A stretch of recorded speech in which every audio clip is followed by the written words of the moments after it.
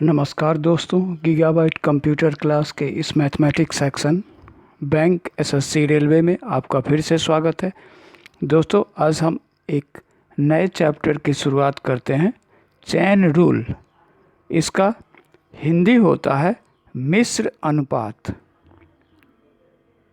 मिश्र अनुपात, अनुपात।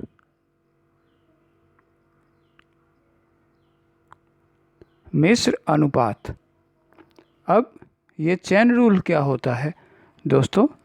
जब 3 समानुपात दिया गया हो तो चौथा समानुपात ज्ञात करना साधारण समानुपात कहलाता है। जब 3 समानुपात दिया गया हो तो चौथा समानुपात ज्ञात करना साधारण समानुपात, सिंपल प्रोपोर्शनल या रूल ऑफ 3 कहलाता है।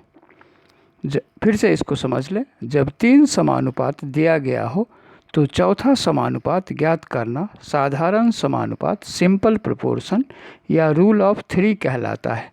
रूल ऑफ 3 का बार बार प्रयोग, रिपीटेड यूज, रूल ऑफ 3 का बार बार प्रयोग, रिपीटेड यूज समानुपात, मिश्र समानुपात या चैन रूल कहलाता है। इसका मतलब repeated use of rule of 3, repeated use of simple proportion और repeated use of rule of 3 is known as chain rule. इसको चैन रूल कहा जाता है। अब हम लोग डायरेक्ट प्रोपोर्शन। अब नेक्स्ट टर्म है डायरेक्ट प्रोपोर्शन। तो डायरेक्ट प्रोपोर्शन में देखते हैं।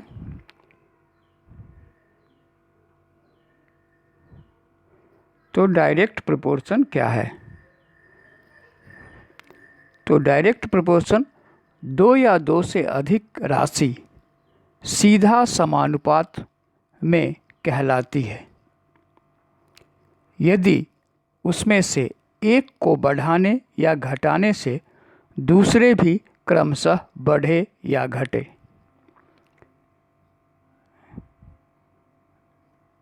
इसी को इंग्लिश में डायरेक्ट प्रोपोर्शन कहा जाता है। 2 या 2 से अधिक राशि सीधा डायरेक्ट प्रोपोर्शन कहलाता है यदि उसमें से एक को बढ़ाने या घटाने से अकॉर्डिंगली दूसरा भी बढ़े या घटे। जैसे किसी वस्तु की संख्या तथा उसके मूल्य में समानुपाती संबंध होता है, क्योंकि कम वस्तु का मूल्य कम होगा और अधिक वस्तु का मूल्य अधिक होगा। अर्थात यदि वस्तु की संख्या कम कर दी जाए तो वस्तुओं का कुल मूल्य भी कम हो जाएगा, तथा उसकी संख्या को बढ़ा दिया जाए तो सभी वस्तुओं का कुल मूल्य भी अधिक हो जाएगा। इसी को डायरेक्ट प्रोपोर्शन कहा जाता है। तो यहाँ तक हम लोग समझ गए। अब इनडायरेक्ट प्रोपोर्शन या इन्वर्स प्रोपोर्शन, इसी को जो है इन्वर्स प्रोपोर्शन भी कहा जाता है। इन्वर्स प्रोपोर्शन भी कहा जाता है। तो इसको जो है हम लोग इन्वर्स प्रोपोर्शन क्या होता है? 2 या 2 से अधिक राशि विपरीत समानुपात में कहलाती है या इन्वर्स प्रोपोर्शन कहलाती है यदि एक को घटाने से दूसरा बढ़े या एक को बढ़ाने से दूसरा घटे। जैसे पुरुषों की संख्या और उसके द्वारा किसी काम को समाप्त करने में लगा समय में विपरीत संबंध है। यदि पुरुषों की संख्या बढ़ा दिया जाए तो उसके द्वारा किसी काम को समाप्त करने में लगा समय कम हो जाएगा, और यदि पुरुषों की संख्या कम कर दी जाए तो उसके द्वारा उसी काम को करने में लगा समय अधिक हो जाएगा। तो दोस्तों, यूँ तो चेन रूल से संबंधित सभी प्रश्नों को repeated use of rule of 3 से हल किया जा सकता है, लेकिन इस नियम के अनुप्रयोग में समय अपेक्षाकृत अधिक लगता है। अतः ऐसे प्रश्नों को सूत्रों से हल करना अधिक सुविधाजनक होता है। इसीलिए इस अध्याय से संबंधित उस प्रश्नों को दिया गया जो किसी न किसी बैंक क्लर्कियल परीक्षा में पूछे गए हैं तथा सभी प्रश्नों को लघु सूत्र से हल किया जा सकता है। अब हम लोग दोस्तों इसमें ट्रिक्स 1 को देखते हैं। ट्रिक्स 1 क्या कहता है? ट्रिक्स 1 कहता है दोस्तों, ये ट्रिक्स 1 कहता है if M1 man finish a work in D1, अगर M1 व्यक्ति किसी काम को D1 दिन में करता है तथा M2 मैन उसी काम को D2 दिन में करता है, तो M1 D1 इंटू D1 ये बराबर होगा M2 इंटू D2।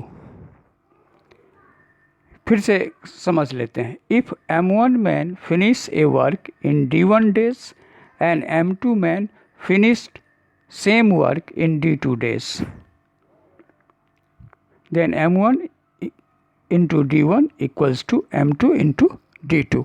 अब इस पर एक हम सवाल देखते हैं दोस्तों। सवाल है M1 के जगह पर हम 64 लिखते हैं। ये 64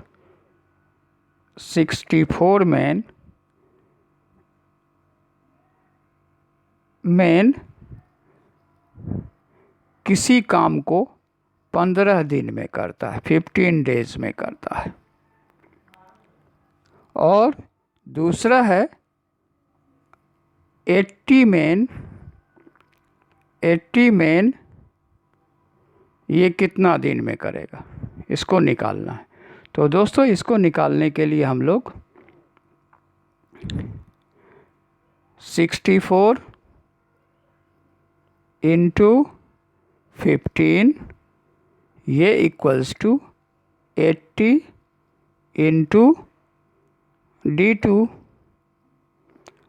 और D2 बराबर हो जाएगा 64 इंटू 15 बाय 80। 8 से काटो 10, 5 3 जा 2, 5 2 जा 10, 2 4 जा। तो ये पूरा कट करके हो गया दोस्तों 12 डेज। 12 डेज ये 12 दिन में करेंगे। तो इस तरह से आप इसके सारे को प्रैक्टिस करेंगे।